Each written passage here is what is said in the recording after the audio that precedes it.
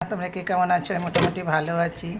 আজকে বকুল কিচেন এখানে রান্না হয়েছে শনিবার নিরামিষ। এখানে সয়াবিন আলুর তরকারি এখানে রান্না হয়েছে, এটা শর্ট করে রান্না করে নামিয়েছি। আর এখানে করেছি শাক ভাজা, বিভিন্ন রকমের শাক। আর এখানে আছে আলু উস্তা ভাজা। আজকে শরীরটা ভালো না, সেইভাবে অর্থাৎ ভিডিওটা আমি করতে পারিনি, খুব বুকের ভিতর পেন হচ্ছে। আর এখানে হয়েছে ভাত। আজকে শনিবার বলে, শনিবার দিন তো জানি আমাদের সব নিরামিষ হয়, এই দিনটাকে আমাদের মানতে হয়, বড় বাবার দিনটা।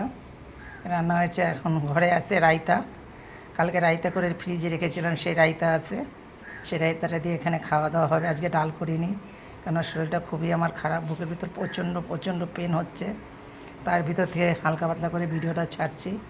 রান্নাটা করেছে আমার মালিকের পিসি, তার সঙ্গে আমিও করেছি, কিন্তু ভিডিওটা করিনি, ফোনে আমার চার্জটা ছিল না। এখানে রান্না হয়েছে, এখন একটু খাওয়া দাওয়া করে ডাক্তারের কাছে যাব। ডাক্তারের কাছে না গেলে তো হবে না, কেন খুব শরীরটা খারাপই লাগছে। উঠেছি আজকে অনেকটা বেলায়, তাড়াতাড়ি উঠতে পারিনি।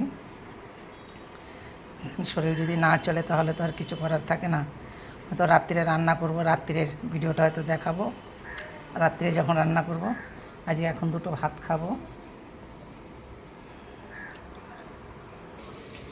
বন্ধুরা, আমরা খেতে বসেছি, রান্না হয়ে গেছে, সব ভাত নিয়ে খেতে বসেছি।